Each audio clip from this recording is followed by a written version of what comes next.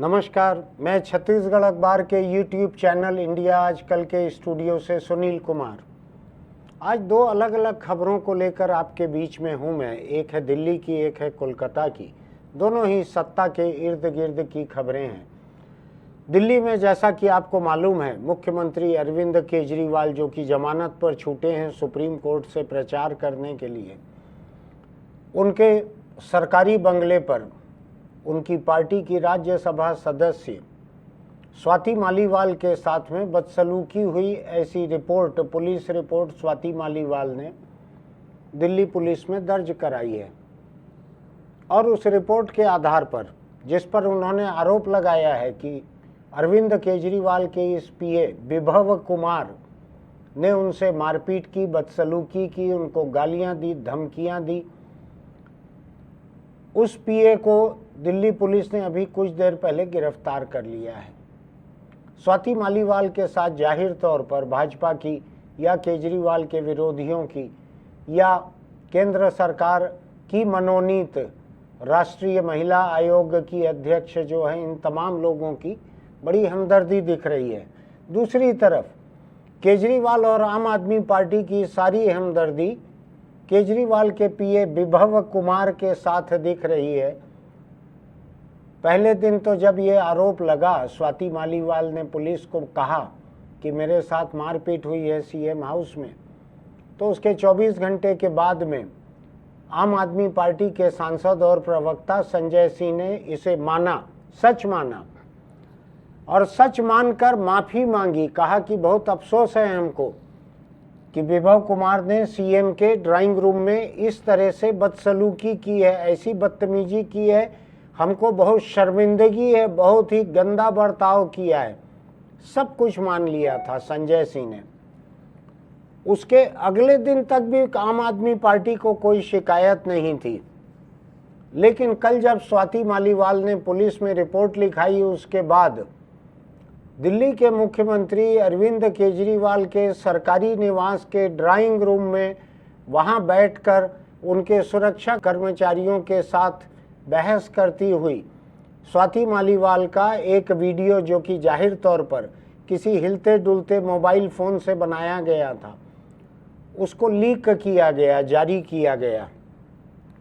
क्यों किया गया ये तो अब मुख्यमंत्री निवास के भीतर के लोग बताएंगे, क्योंकि मुख्यमंत्री के ड्राइंग रूम में सुरक्षा कर्मचारियों की मौजूदगी में ऐसा कोई वीडियो मोबाइल फोन से मुख्यमंत्री की अनुमति से ही बन सकता है या उनका कोई करीबी ही बना सकता है।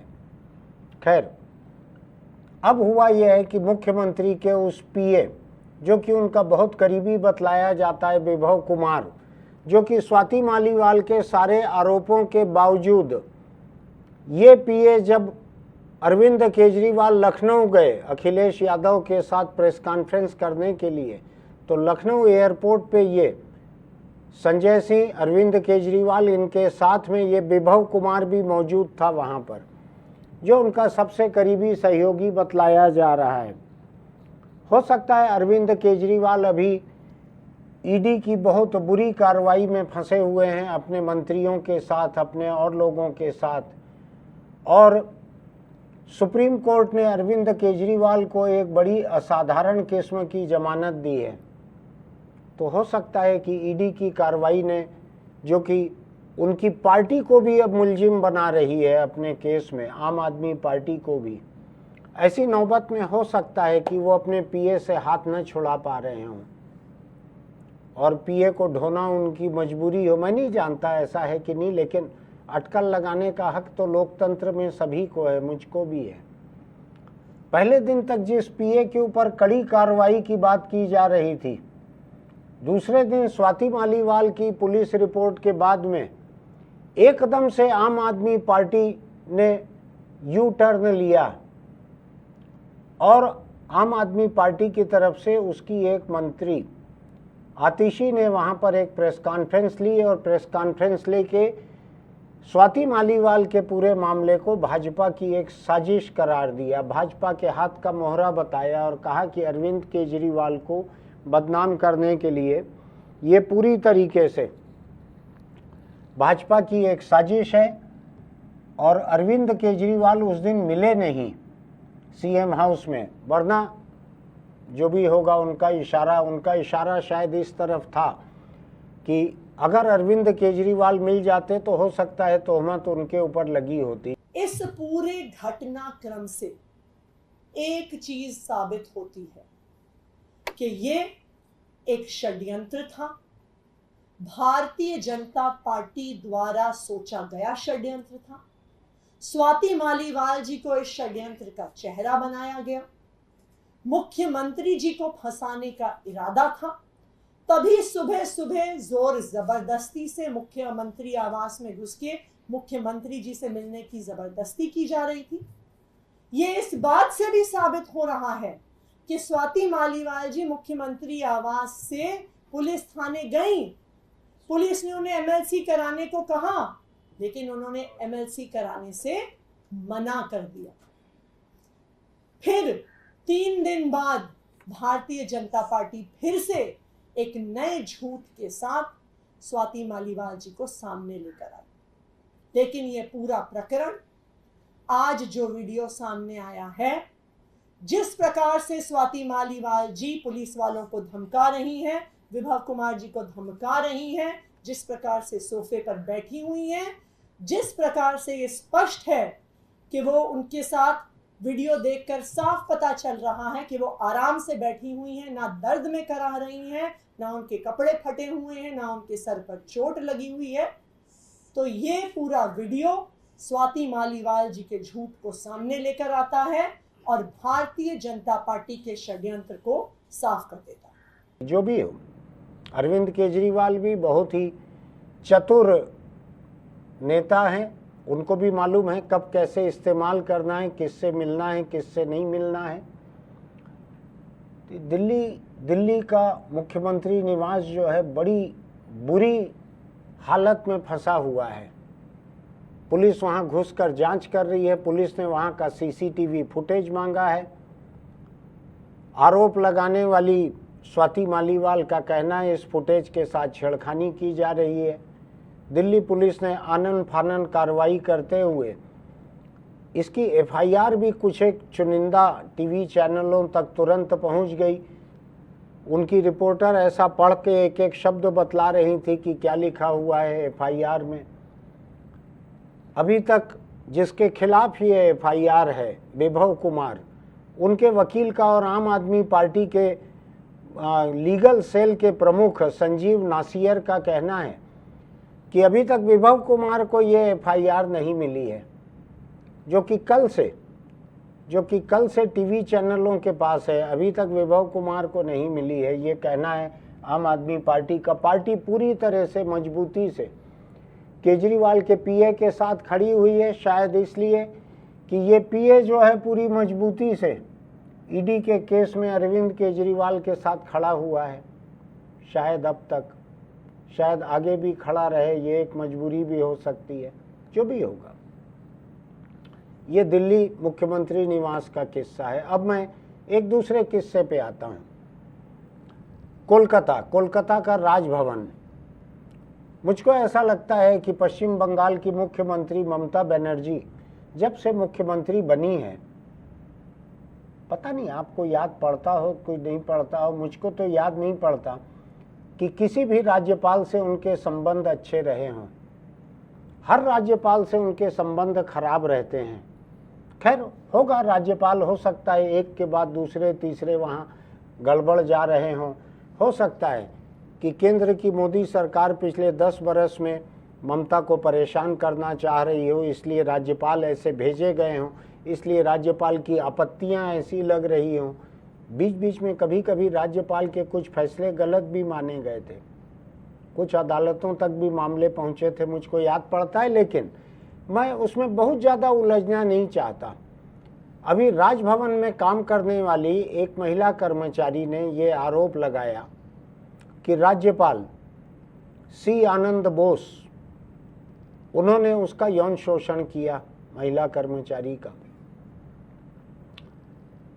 उसको रोकने की कोशिश की वहाँ के राजभवन के कर्मचारियों ने, पुलिस तक जाने में, पुलिस में रिपोर्ट लिखाने में, लेकिन वो गई, उसने रिपोर्ट लिखाई। मजिस्ट्रेट के सामने शायद इस महिला कर्मचारी का बयान भी हुआ है, जिसमें उसने ये ब्यौरा दिया है कि पश्चिम बंगाल के राज्यपाल सी आनंद बोस ने किस तरह से उसका यौन शोषण किया है। बड़ा मुद्दा है, राज्यपाल अपने किसी कर्मचारी का यौन शोषण करे, ऐसा आरोप छोटा मुद्दा नहीं रहता है, बड़ा मुद्दा है। लेकिन भारत का संविधान ये कहता है कि कोई राज्यपाल या राष्ट्रपति जब तक अपने पद पर हैं उनके खिलाफ कोई एफआईआर नहीं हो सकती। तो बोस साहब के खिलाफ कोई एफआईआर नहीं हो पाई, लेकिन मजिस्ट्रेट के सामने इस महिला के बयान के बाद में अब बंगाल की पुलिस ने राजभवन के 3 कर्मचारियों के खिलाफ एक एफआईआर दर्ज की है कि इन्होंने यौन शोषण की शिकायत करने वाली महिला को पुलिस तक जाने से रोका, एफआईआर करने से रोका। राजभवन के कर्मचारियों को ये प्रोटेक्शन हासिल नहीं है, जो एक संवैधानिक कवच है वो राजभवन के कर्मचारियों को हासिल नहीं है। हालांकि राज्यपाल ने अपने कर्मचारियों को ये कहा था कि उनमें से कोई भी पुलिस को बयान न दे, ये कहा था उन्होंने। पुलिस चाहती थी बयान लेना। राजभवन में भी जगह जगह सीसीटीवी कैमरे लगे हैं, तो बंगाल की पुलिस चाहती थी उसको हासिल करना, नहीं दिया गया उसको बंगाल की पुलिस को।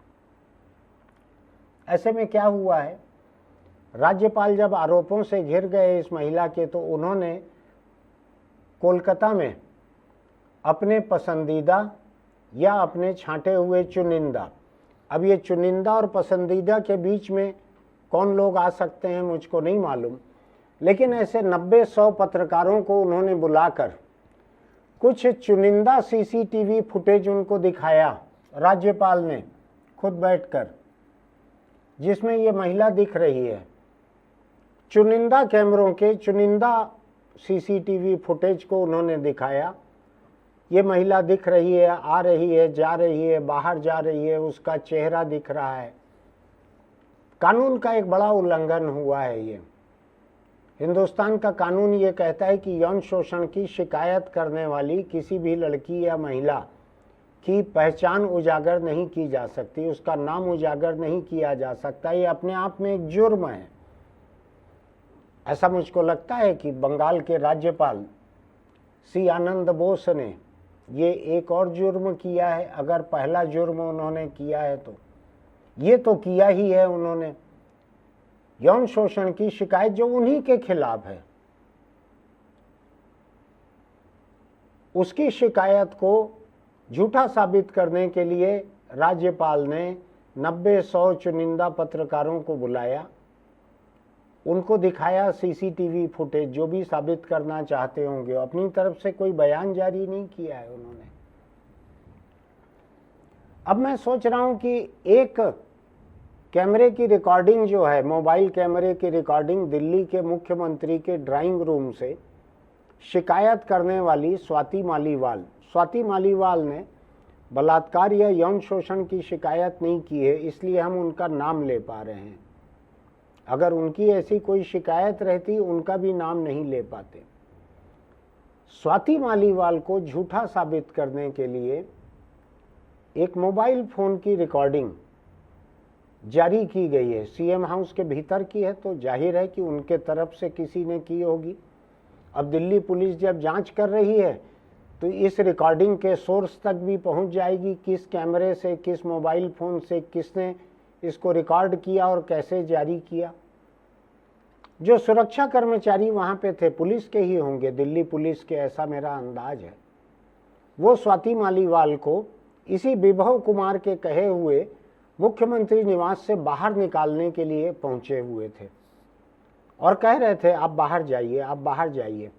स्वाति मालीवाल कह रही है कि मैंने दिल्ली पुलिस को खबर की है, उनको टेलीफोन किया है, वो आती होगी, तब तक मैं नहीं जाऊंगी। नाराज रही होंगी, कुछ और बातें भी उन्होंने कही। राज्यसभा सदस्य भी हैं वो, उन्होंने कुछ कहा कि मुझको ज़बरदस्ती कोई निकालेगा तो मैं उसकी नौकरी खाऊंगी, ऐसा कुछ उन्होंने कहा। मैं उस पर नहीं जाता हूँ। नाराजगी में लोग कुछ तरह की बातें करते हैं, लेकिन मैं मुद्दे की बात पे आता हूँ। मुद्दे की बात यह है कि कल तक जो महिला आम आदमी पार्टी को अच्छी लग रही थी, उनकी सांसद है राज्यसभा की, अभी भी है, जिसके पक्ष में संजय सिंह खड़े हुए थे कि स्वाति मालीवाल का देश के लिए बहुत बड़ा योगदान है। स्वाति मालीवाल की उन्होंने बहुत तारीफ की थी कि बहुत संघर्ष करने वाली हमारी साथी हैं, उनका देश के लिए बहुत बड़ा योगदान है, हमारे मन में सम्मान है और मुख्यमंत्री अपने पीए के खिलाफ कड़ी कार्रवाई करेंगे। मुख्यमंत्री ने इसका संज्ञान लिया है कि उनके पीए ने जो शर्मनाक हरकत की है, सब कुछ कहा था संजय सिंह ने। हम कोशिश करेंगे आपको दिखाएं कि संजय सिंह ने क्या कहा था। कल एक बहुत ही निंदनीय घटना घटित हुई, जिसके बारे में आप सबको बताना चाहता हूं। कल सुबह अरविंद केजरीवाल जी के आवास पर स्वाति मालीवाल जी मिलने के लिए पहुंची थी, ड्राइंग रूम में इंतजार कर रही थी। इस बीच विभव कुमार जी वहां पे आते हैं और उन्होंने स्वाति मालीवाल जी के साथ बहुत बदतमीजी की, अभद्रता की। इस पूरे मामले की जानकारी 112 नंबर पे कॉल करके स्वाति मालीवाल जी ने पुलिस को दी। इस घटना की जितनी निंदा की जाए कम है। अरविंद केजरीवाल जी ने पूरी घटना को संज्ञान में लिया है और इस पूरे मामले में सख्त कार्रवाई करने को कहा है। जहां तक स्वाति मालीवाल जी का प्रश्न है, स्वाति मालीवाल जी ने देश के लिए, समाज के लिए बड़े काम किए हैं। पार्टी की पुरानी और सीनियर लीडर में से एक हैं। हम सब उनके साथ हैं और निश्चित रूप से ये जो पूरा प्रकरण हुआ है, इसको मुख्यमंत्री जी ने गंभीरता में संज्ञान में लिया है और इस पे कार्रवाई करेंगे। आम आदमी पार्टी ऐसे लोगों का समर्थन नहीं करती है, ये स्पष्ट करना चाहते हैं। यही संजय सिंह की कही हुई बात अगले दिन आम आदमी पार्टी ने पलट दी और कहा संजय सिंह को पूरी बात नहीं मालूम थी। ऐसा हो कैसे सकता है कि इतनी बड़ी बात, जिसमें संजय सिंह शायद 30 घंटों के बाद वो प्रेस से बात कर रहे थे। संजय सिंह, क्या इन 30 घंटों में उस ड्राइंग रूम में अगर कोई सीसीटीवी कैमरे लगे हुए थे, क्या उसको देखना मुमकिन नहीं था मुख्यमंत्री के लिए और उनके सांसद संजय सिंह के लिए? ऐसा हो सकता है क्या?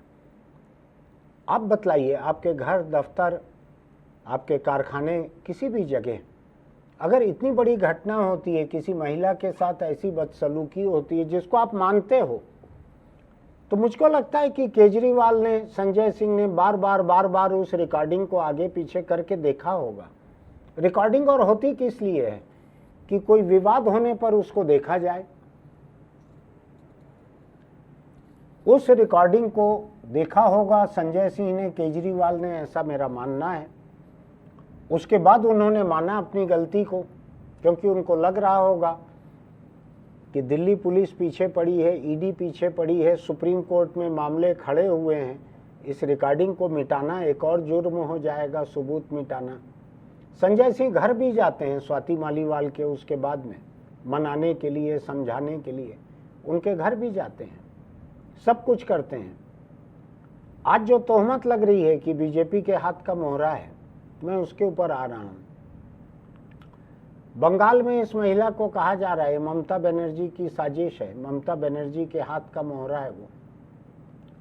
लेकिन बंगाल के राज्यपाल आनंद बोस, इनके बारे में देखें तो दिल्ली के एक होटल में ठहरी हुई एक ओडिसी नृत्यांगना ने, ओडिसी डांसर एक हैं, उन्होंने शिकायत की है बंगाल में, बंगाल सरकार को, पुलिस को।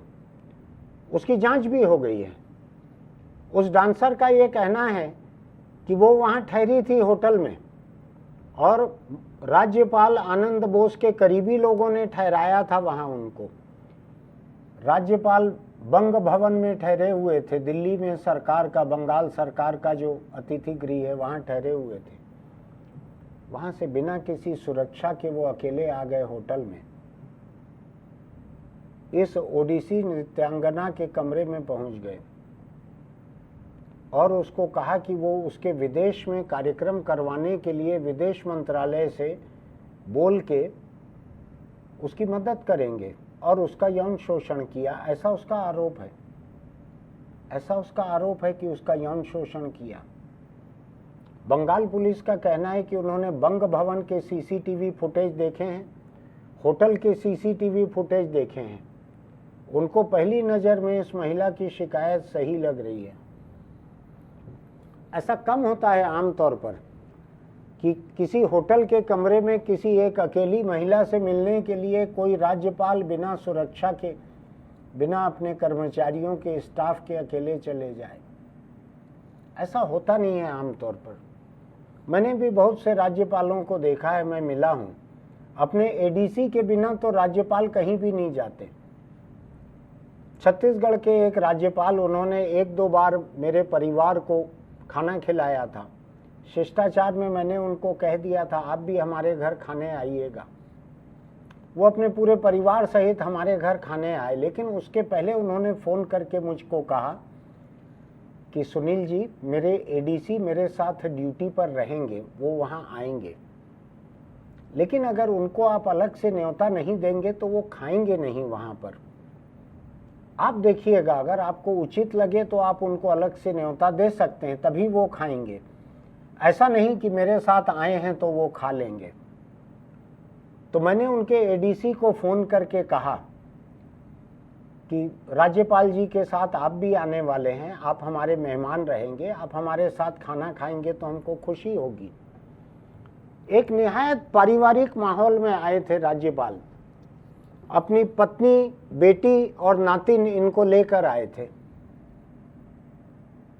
3 पीढ़ी परिवार की हमारे यहाँ आई थी। एडीसी उनके साथ में आए थे। राज्यपाल कहीं भी जाएं, पारिवारिक कार्यक्रम में जाएं तो भी एडीसी साथ में जाते हैं।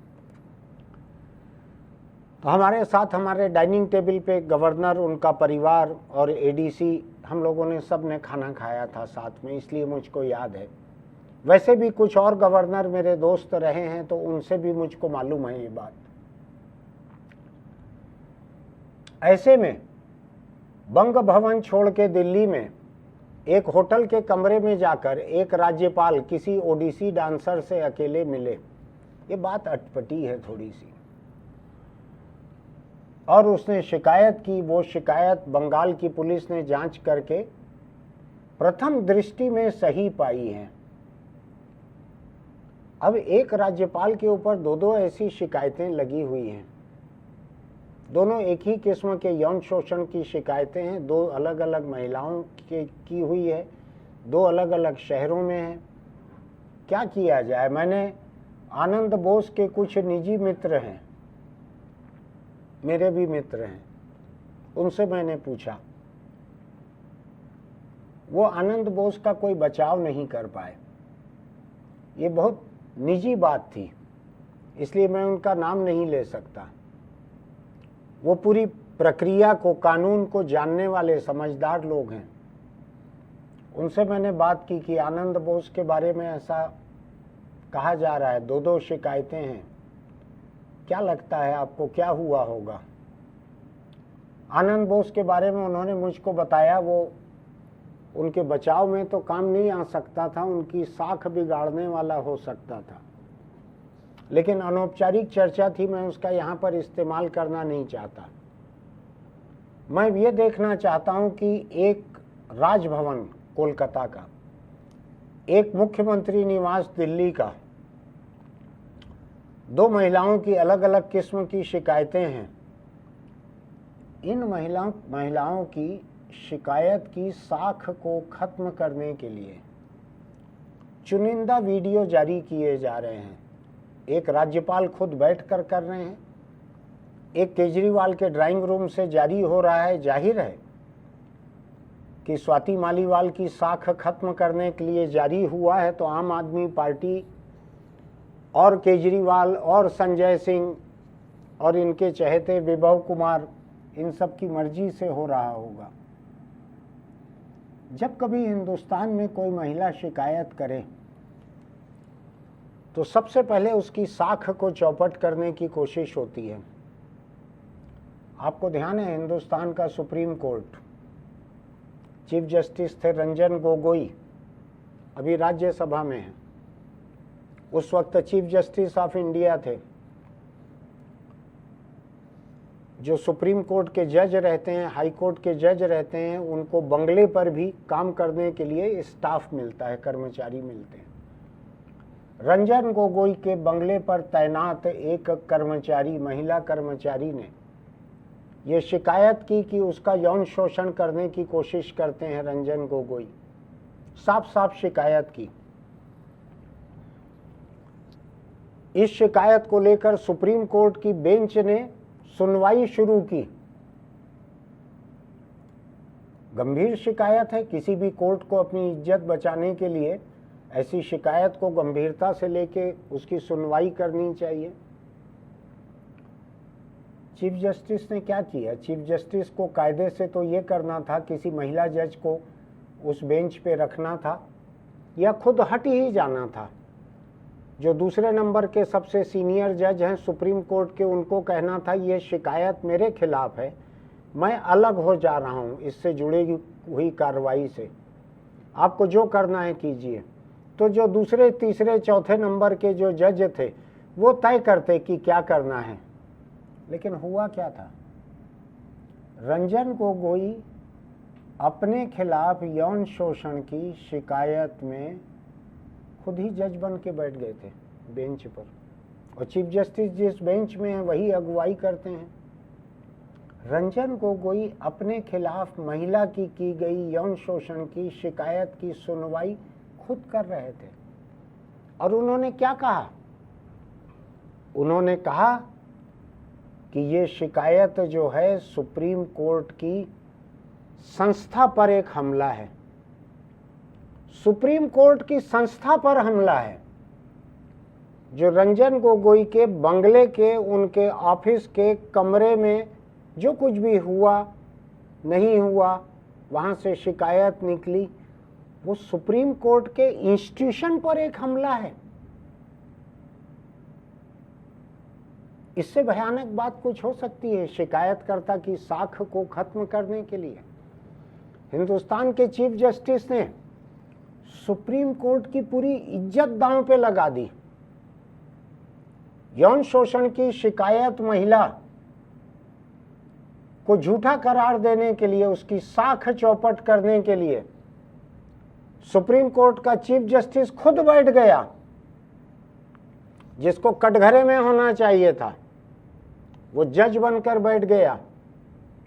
अपने साथ साथ उसने पूरे सुप्रीम कोर्ट की इज्जत को दांव पे लगा दिया कि सुप्रीम कोर्ट की एक इंस्टीट्यूशन की हैसियत से जो इज्जत है उसको अस्थिर करने के लिए, उस इज्जत को खत्म करने के लिए ये एक साजिश है। मर्द शुरू से आखिरी तक, पश्चिम से पूरब, दक्षिण से उत्तर, चारों तरफ हिंदुस्तानी मर्दों का हाल यही रहता है। शिकायत करने वाली महिला जो है उसके साथ यही सुलूक होता है। सबसे पहले उसको बदचलन साबित करो, सबसे पहले उसको झूठा साबित करो, सबसे पहले उसको एक राजनीतिक साजिश का मोहरा साबित करो। कब इंसाफ मिलेगा हिंदुस्तानी महिला को? न सुप्रीम कोर्ट में मिल पाया, न राजभवन में मिल पाया, न मुख्यमंत्री निवास में मिल पाया, और कहाँ मिलेगा? ये सब संविधान की शपथ लेके बैठे हुए लोग हैं। मैं जो बात आज रंजन गोगोई के बारे में कह रहा हूं, जिस दिन रंजन गोगोई इस बेंच पे बैठे थे, पता नहीं बैठे थे कहना जरूरी है या मैं बैठा था कहूं तो भी चल जाएगा। जिस दिन रंजन गोगोई इस बेंच पर बैठा था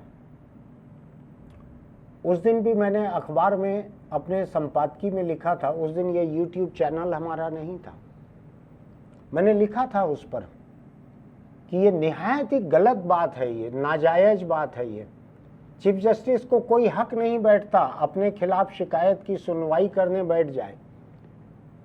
हिंदुस्तान में जो कानून है महिलाओं की हिफाजत के लिए, कामकाज की जगह पर महिलाओं के शोषण के खिलाफ जो कानून है, वो कानून कहता है कि जिस अफसर के खिलाफ, जिस व्यक्ति के खिलाफ ऐसी शिकायत हो, सबसे पहले तो उसको हटा देना चाहिए। एक कमेटी बनानी चाहिए जिसमें महिला हो, और ये भी है उस कमेटी में जिस व्यक्ति के खिलाफ शिकायत है यौन शोषण की, उस शिकायत की जांच के लिए जो कमेटी बने, उसकी मुखिया ऐसी महिला रहनी चाहिए जो कि आरोपी से सीनियर हो। ये तो मुमकिन नहीं था इस देश में कि सुप्रीम कोर्ट के चीफ जस्टिस से ज़्यादा सीनियर किसी महिला को रखा जाए। ये तो मुमकिन नहीं था, वही सबसे सीनियर था। उसके 2 साल बाद शायद रंजन गोगोई की एक किताब आई, मुझको तारीख ठीक से याद नहीं है, रंजन गोगोई की किताब आई जिसमें उन्होंने इस बात को माना कि अपने खिलाफ यौन शोषण की शिकायत में वो जो बेंच पर बैठे थे जज होकर, वो उनका गलत फैसला था। मैं तब तक 1 दर्जन बार लिख चुका था उनकी किताब आने के पहले कि निहायत नाजायज फैसला था। ये फैसला मैं बतलाऊं आपको, अगर देश की संसद और सरकार को अगर माकूल लगता तो रंजन गोगोई के खिलाफ महाभियोग चलाने के लिए पर्याप्त था ये मामला। संसद में महाभियोग प्रस्ताव लाना था, रंजन गोगोई के खिलाफ उनको हटाना था। ये मेरा मानना है। कानून के, संविधान के, संसदीय प्रक्रिया के ज़्यादा जानकार इसके बारे में बेहतर कह सकेंगे। मेरी प्राकृतिक न्याय की एक सामान्य समझबूझ के आधार पे मैं कह रहा हूँ, जिस दिन रंजन गोगोई बैठ गया था उस बेंच के ऊपर, उस दिन उसको हटा दिया जाना चाहिए था। हटाने की प्रक्रिया शुरू कर देनी थी महाभियोग लाकर। मोदी सरकार, एनडीए के सांसद इतनी संख्या में थे कि उनके लिए बहुत आसान था ये करना, लेकिन नहीं किया उन्होंने, नहीं हटाया रंजन गोगोई को। क्या किया? उस रंजन गोगोई को उस संसद में ले गए। सीता से लेकर द्रौपदी से लेकर आज तक हिंदुस्तानी महिला को इंसाफ मिलेगा कैसे? जिसको कटघरे में रहना था वो जज बनकर बैठ गया। जिसको महाभियोग से हटाया जाना चाहिए था, संसद में महाभियोग लाकर जिसको हटाया जाना चाहिए था, उसको सांसद बनाकर संसद में ले आए। महिलाओं की हिम्मत कैसे होगी शिकायत करने की? कैसे कोई महिला शिकायत कर सकेगी? अगर राजभवन, मुख्यमंत्री निवास, सुप्रीम कोर्ट के चीफ जस्टिस का बंगला, ऑफिस, हर जगह अगर महिला का यही हश्र है, क्या होगा? बहुत खराब नौबत है ये। केजरीवाल के बारे में मैं पिछले 3-4 दिन में 2 बार 3 बार या तो लिख चुका हूँ या बोल चुका हूँ, मेरी कोई इच्छा नहीं थी। पश्चिम बंगाल के राज्यपाल के बारे में या तो मैं बोल चुका था या लिख चुका था, मेरी कोई हसरत नहीं थी। हालांकि आज दोनों ही मामलों में, एक में राजभवन के कर्मचारियों के खिलाफ एफआईआर हुई है, एक में दिल्ली में केजरीवाल के पीए को गिरफ्तार किया गया है। कुछ नया हुआ है दोनों मामलों में, लेकिन मैं उतने से नए होने की वजह से मैं यहाँ कुछ बोलने खड़ा नहीं होता हूँ। मैं जब याद कर रहा हूँ कि इस तरह का बर्ताव अगर महिलाओं के साथ होता है, और सत्ता की मर्दानगी, देश में तो मर्दानगी है ही, समाज में सत्ता की भी मर्दानगी है, सुप्रीम कोर्ट की बेंच में भी मर्दानगी है। ये जो आज सुप्रीम कोर्ट के जज हैं, चीफ जस्टिस हैं चंद्रचूड़ और दूसरे लोग हैं, ये उस दिन भी थे। उस दिन भी थे जिस दिन रंजन गोगोई अपने मामले की सुनवाई करने बैठे थे। मुझको याद नहीं पड़ रहा है कि किसी जज ने उसका विरोध किया हो। अगर किया होगा तो मैं माफ़ी चाहता हूँ। मुझको याद नहीं पड़ रहा है कि किसी ने किया हो। आज सब लोग बड़े बड़े जज हैं। आज चंद्रचूड़ चीफ जस्टिस हैं। उनके बहुत सारे फैसले अच्छे भी हैं, अच्छे व्यक्ति हैं, मैं उनको पसंद करता हूँ। मुझको और अच्छे लगते अगर रंजन गोगोई के फैसले का उन्होंने विरोध किया रहता, बेंच पे बैठने का। करना चाहिए था, हर जज को विरोध करना चाहिए था। मुझको अभी याद भी नहीं है कि रंजन गोगोई के साथ और कौन जज बैठे थे। उन्होंने सब ने गलत किया। मैं बहुत बड़ा वकील नहीं हूं, लेकिन मैं सुप्रीम कोर्ट के जजों ने गलत किया कह रहा हूं मैं खुलकर। मैं उस दिन से लिखते आ रहा था। रंजन गोगोई की किताब आने के पहले 10-12 बार मैं लिख चुका था इस बात को। तो आज बस मैं यही आपके बीच कहने के लिए आया हूं। हिंदुस्तानी महिला को क्या कभी कोई इंसाफ मिलेगा, या उसके चरित्र पे लांछन ही उछाले जाएंगे कि वो झूठी है। एक राज्यपाल का ऐसा दुस्साहस कि उसके ऊपर यौन शोषण का आरोप लगा और वो सीसीटीवी फुटेज में उस महिला का चेहरा दिखाने का एक और जुर्म कर रहा है। एक और जुर्म, जैसे कि उसको मालूम है कि आज वो कुछ भी कर सकता है, उसके ऊपर कोई एफआईआर नहीं हो सकती। मैं उस दिन की कल्पना कर रहा हूं जिस दिन ये आनंद बोस रिटायर होगा और ममता बनर्जी अगर मुख्यमंत्री बनी रहेगी तो ममता की पुलिस उस दिन क्या करेगी। एफआईआर तो हो चुकी है कर्मचारियों पे। भूतपूर्व राज्यपाल के हैसियत से आनंद बोस का नाम उसमें जुड़ जाएगा एफआईआर में। आप और मैं दोनों रहेंगे। अगर ममता के मुख्यमंत्री रहते हुए ये राज्यपाल रिटायर होगा तो आप देखिएगा यही होगा, और होना भी चाहिए। मेरा ये मानना है कि कोई राष्ट्रपति हो, राज्यपाल हो, मुख्यमंत्री हो, सुप्रीम कोर्ट या हाई कोर्ट का जज हो, किसी को भी ये हिफाजत हासिल नहीं होनी चाहिए। राज्यपाल और राष्ट्रपति को ये हिफाजत हासिल है, उनके खिलाफ एफआईआर नहीं हो सकती। मध्य प्रदेश में व्यापम का जो घोटाला हुआ था, नौकरियां, एडमिशन, सब में जो घोटाला हुआ था, उसमें वहां के राज्यपाल और उनका बेटा शामिल थे। कुछ नहीं कर पाई पुलिस, कोई जुर्म दर्ज नहीं कर पाई, इसलिए कि हिफाजत हासिल थी उनको। क्यों होना चाहिए लोकतंत्र में ऐसी हिफाजत, क्यों होना चाहिए?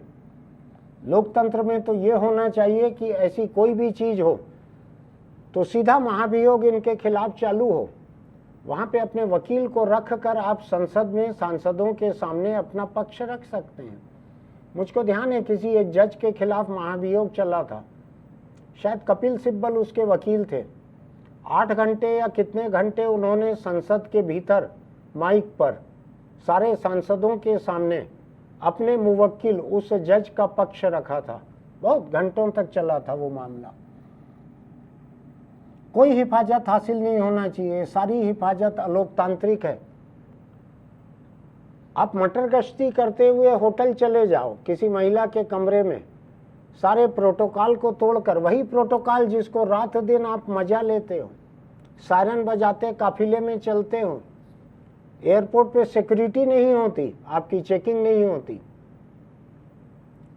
लेकिन होटल में आप मटर गश्ती करते अकेले चले गए और महिला की शिकायत है कि आपने उसका यौन शोषण किया, विदेश जाने में मदद करने का वायदा करके।